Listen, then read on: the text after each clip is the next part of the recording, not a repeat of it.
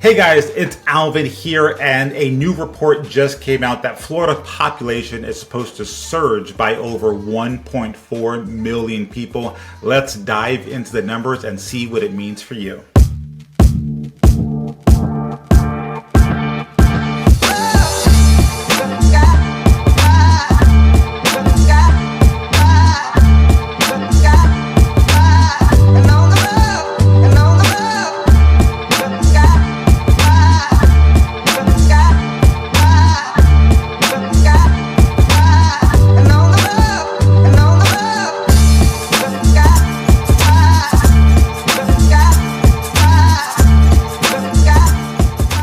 All right, so the report that we're reading is from Florida Realtors, which we know is always going to be biased, so it's going to be positive and optimistic. So we're going to fact check it with ChatGPT to see what numbers are accurate. Let's go ahead and start reading from top to bottom.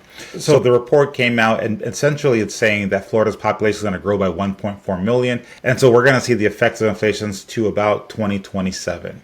The quarterly economic performance reported by the nonprofit, nonpartisan Florida Taxwatch examined key trends in population, growth, employment, GDP, and tourism, and predicted that the state could hit some headwinds in about 2027. So let's go ahead and look into some of those factors. Whenever we want to dive into data, we can always reach out to our friend Chatty to see where we stand. So if we look at the fastest growing states, we're going to see Florida at number one. And so the reason why Florida is number one is for a lot of benefits. And the key question is how many of these benefits are going to change over the next couple of years. So they're saying we're going to see headwinds in a few years that may reduce that surge in growth. We have to dive in to see exactly what causes that. So if you look at the weather, right, Florida is always going to have good weather. There is a hurricane risk. We'll dive into that later. But weather is phenomenal, right? Then you have zero income tax. That's doing great. You have generally where there's growth, it kind of spurs more growth, right? So people are moving, that creates more jobs. More jobs means more people will come. That's a net positive. Now, we are currently in a kind of Goldilocks time period where there's a lot of good things to do. There's a lot of activities going on, but we're not overcrowded in most areas of Florida.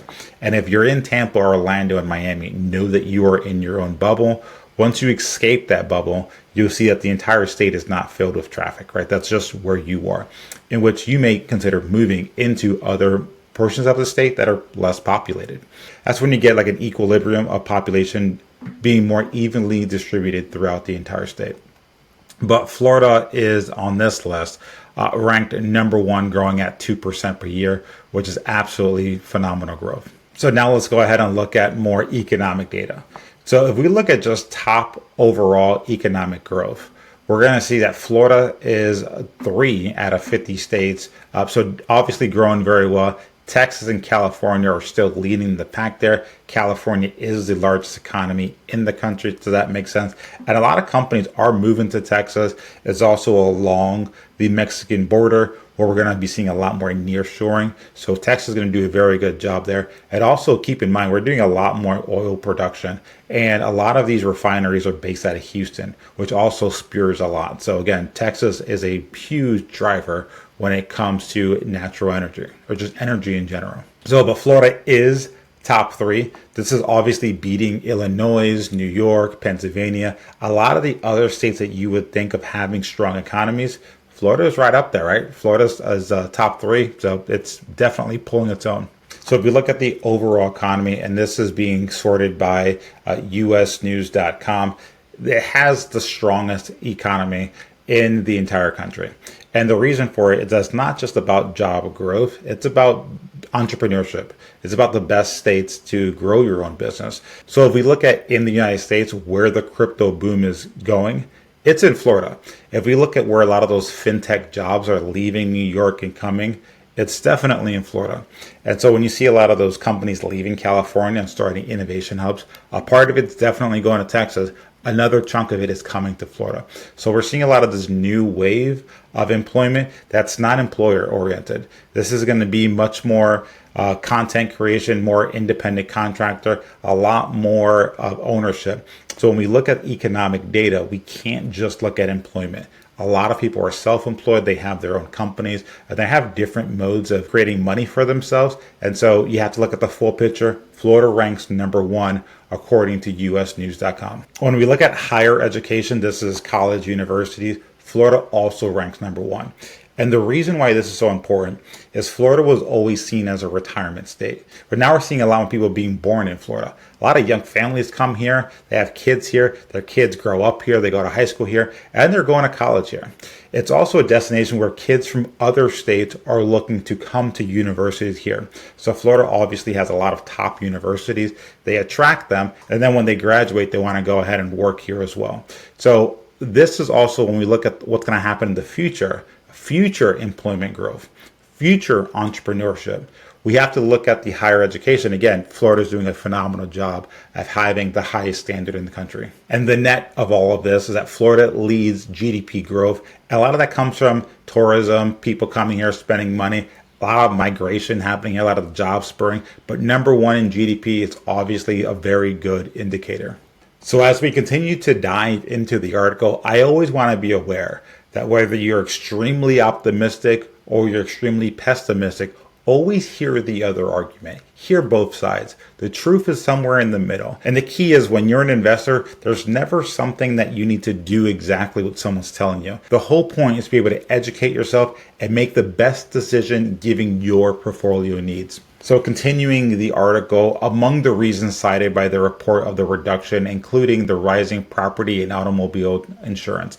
So here's the thing. Automobile and home insurance are up throughout the country.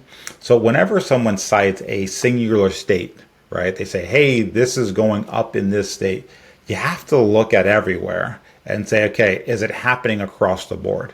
Because we can't isolate insurance costs in Florida for cars and then not compare it to Pennsylvania. So I have family in Pennsylvania. Hey, flash news, their car insurance is going up as well. Their house insurance is going up as well.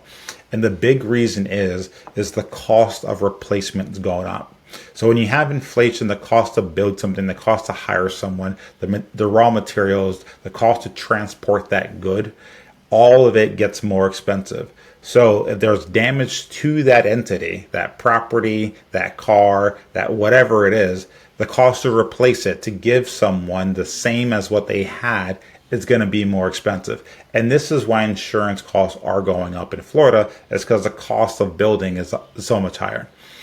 There is a part of truth where we have to be very realistic at, is that where you're in a state that's surrounded by water, there's some risk factor there. Obviously, we know that there's a lot of ways you can reduce your insurance. Obviously, not being in a flood zone, being a little bit further away from the water, a new construction property, wind mitigation reports, a lot of things can be done to reduce your insurance costs. The other thing is just picking out where you are. So the more central you are in Florida, the cheaper your insurance is going to be.